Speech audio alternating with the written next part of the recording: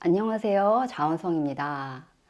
여러분, 우리가 집에서 기르고 있는 반려견이 하는 소리, 물 주세요, 밥 주세요 하는 소리를 들을 수 있거나, 또 화분의 군자란이 우리를 보고 활짝 웃으면서 좋아요 하는 그런 소리를 들을 수 있거나, 또 몇 해 전에 돌아가신 우리 부모님의 모습을 단 한 번만이라도 다시 볼 수 있다면 얼마나 좋을까요?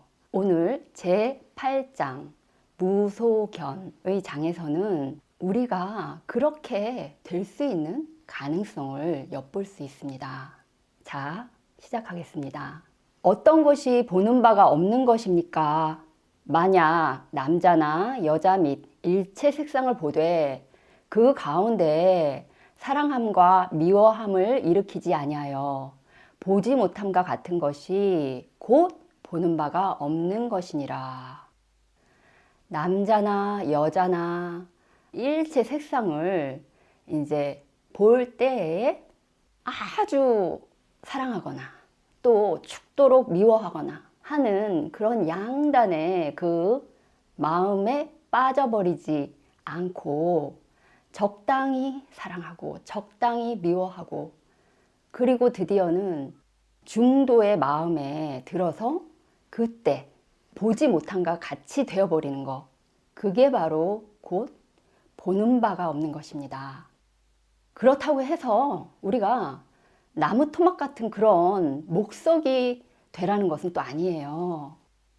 우리가 우리의 이런 망념들이 모두 다 떨어져 나가고 객관적인 시각이 되면 비로소 어떻게 됩니까? 부처님의 마음이 등장하게 되는 것이죠. 자성 청정심이 등장하게 됩니다. 이 자성 청정심이 등장하면서 자비가 또 나오게 되는 것이죠. 진정한 사랑이요. 그 진정한 사랑이라는 게 뭐냐면, 우리가 산을 이렇게 오를 때 우연히 그 산 중턱에서 수맥을 발견합니다.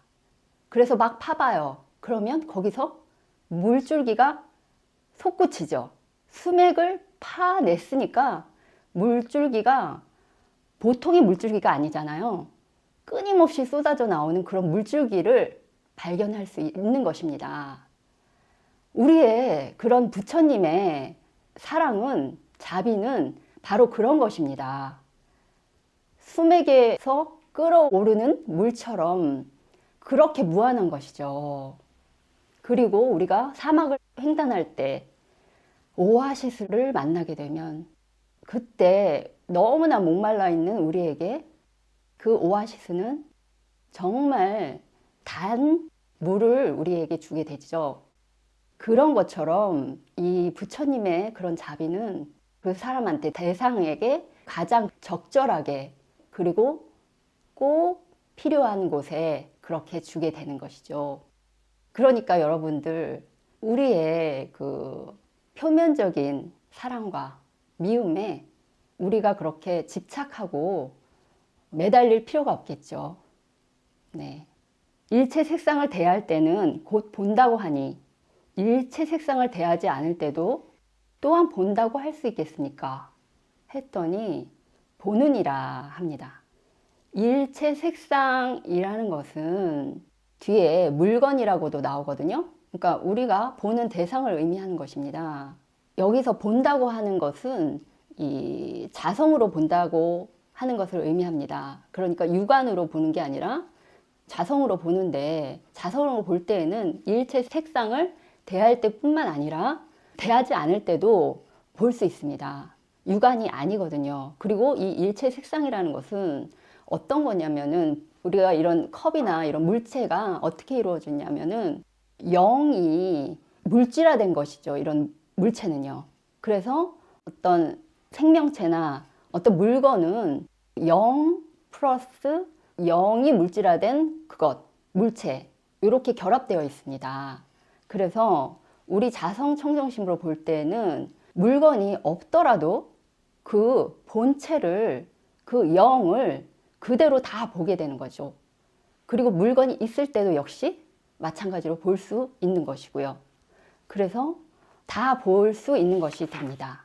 물건을 대할 때는 설령 보는 것이 있다고 하더라도 물건을 대하지 않을 때는 어떻게 해서 보는 것이 있습니까?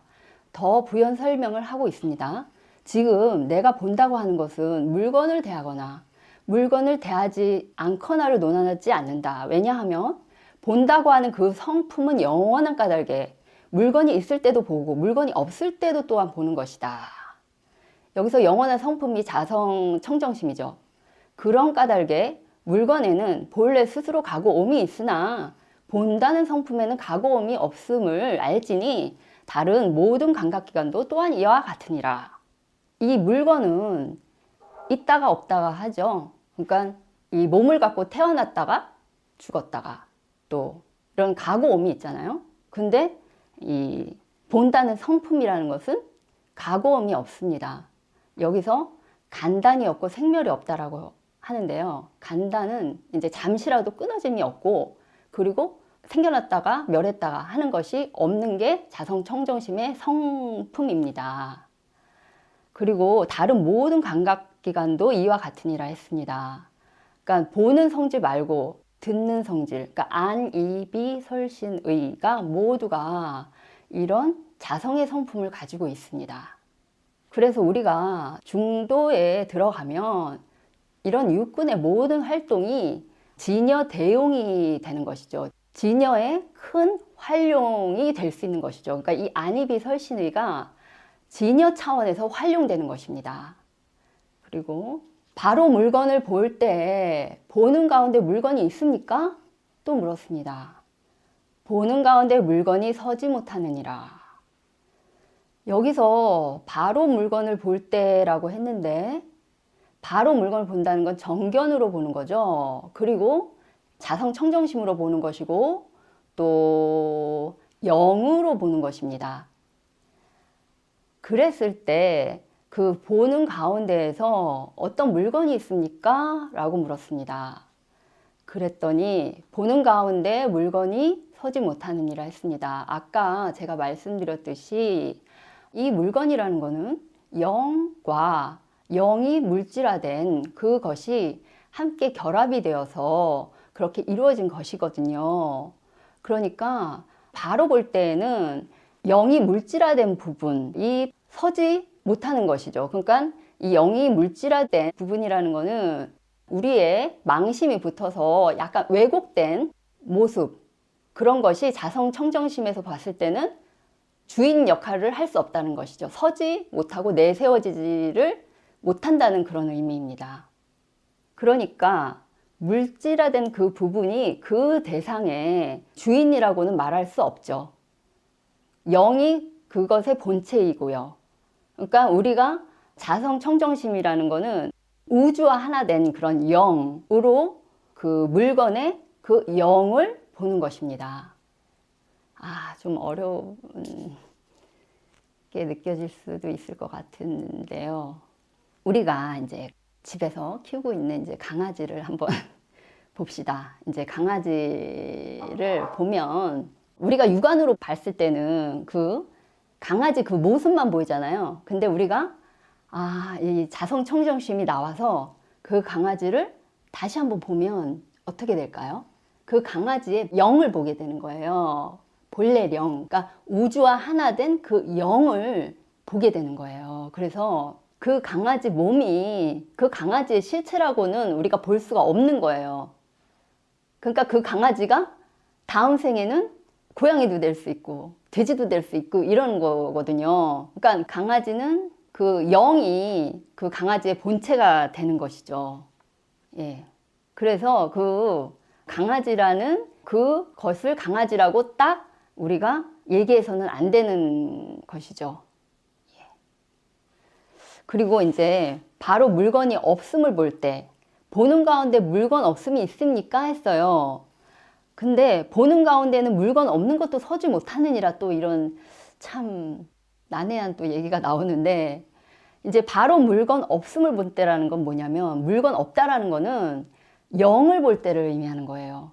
그러니까 물질화된 어떤 이 모습을 이 물체를 보는 게 아니라 이 물체의 본성 그 본 영을 보는 거예요. 그래서 그 영을 볼 때도 역시 보는 가운데 물건 없는 것도 서지 못하니라. 그러니까 이 영도 역시 자성청정심으로 볼 때는 서지 못하는 것이 되는 것입니다. 그건 왜 그러냐면 이미 자성청정심이 되면 그 개체로 있는 뭐 대상의 영과 나의 영과 부처님의 영과 그 모든 그런 영이 하나가 되기 때문에 따로 물건이 없는 것도 설 필요가 없는 것이죠. 그래서 바로 보는 가운데에서는 나와 대상이 따로 영이 있을 수가 없고 우주와 다 하나 된 그 너와 내가, 너와 나의 영이 다 하나로 되어지는 것입니다. 그래서 예를 들면 일체 존재와 하나가 된 영의 눈을 가지고 있는 그런 스승님 있잖아요. 그 스승님의 눈을 통해서 제자가 그 눈으로 보게 될 때 깨달음을 얻고 똑같이 되는 것입니다. 이게 바로 이심전심의 법이 전해진다 라고 할 수 있습니다. 그리고 소리가 있을 때는 곧 들을 수 있거니와 소리가 없을 때에도 들을 수 있습니까? 역시 듣느니라. 소리가 있을 땐 설령 들을 수 있다고 하지만 소리가 없을 때는 어떻게 듣습니까? 지금 듣는다고 하는 것은 소리가 있거나 없거나를 논하지 않는다. 왜냐하면 듣는다는 자성은 영원한 까닭에 소리가 있을 때도 듣고 소리가 없을 때도 또한 듣느니라. 아까는 본다는 자성의 성품을 갖고 얘기했는데 여기서는 듣는다는 자성의 성품으로 이야기를 하는 것이죠. 그러니까 우리가 반려견이 물 주세요, 밥 주세요 하는 소리를 우리의 귀로 듣는 게 아니고 중도 정견에 들어가서 청정심이 나오면 자성으로 들을 수 있게 되는 것이죠. 이렇게 듣는 자는 누구입니까? 이는 자기의 성품이 듣는 것이며 또한 아는 이가 듣는다고 하느니라. 듣는 자는 누군지 아시겠죠? 그러니까 진여자성이 듣는 것이 되고 깨달은 사람이 듣는 게 되고 중도를 정등각한 사람이 듣는 것이고 바른 지견이 생긴 사람이 듣는 것이 되는 것이죠. 예, 그래서 여기 해설의 마지막에 이렇게 써 있습니다. 여기서는 보는 것과 듣는 것을 가지고 말씀했는데 그것뿐만 아니라 육군의 일체 작용이 진여대용입니다. 진여대용에 있어서는 생멸병견이 설래야 설 수 없으며 그러니까 양변에서 벗어나야 된다는 얘기고 여기서는 시간적으로나 공간적으로나 어떠한 제재도 받지 아니한 동시에 어느 곳 어느 때에 있어서도 융통자제합니다 라고 했습니다. 제가 이렇게 설명을 드렸는데 좀 막연하실 것 같아 가지고 이제 저의 경험을 한번 얘기를 드릴게요. 우리한테 이제 그 신병 때문에 매번 왔던 사람이 있었어요. 그러니까 신병 치료도 해주고 또 단기가 와서 천도도 좀 많이 했던 그런 친구였는데 어느 날 저한테 와서 그러더라고요. 제가 가만히 침대에 누워있는데 방에 가득하게 복숭아 향이 나더라는 거예요. 분명 방에는 복숭아가 없었는데 한 바구니 가득 들어있는 그런 복숭아 향이 나는데 이게 도대체 뭘까요? 라고 저한테 물어보더라고요. 그래서 이 친구가 제가 이 친구를 위해서 기도할 때마다 향을 피워놓고 했거든요. 복숭아 향을 그 법당에 꽂고 항상 기도를 했습니다. 그 친구가 가만히 신병에 시달리면서 누워 있으면서 자기도 모르게 자기의 영이 나와서 제가 피워놓은 그 향내를 맡은 것이죠. 이렇게 이런 안이비설신의의 작용이 중도 차원에 들어가면 시간과 공간과 상관없이 작용을 하게 되는 것입니다. 그리고 저희가 이제 리얼 역사 타로 코너가 있잖아요. 근데 가끔 타로를 볼 때 그 시대의 인물이 와서 이야기를 해주는 때가 있습니다.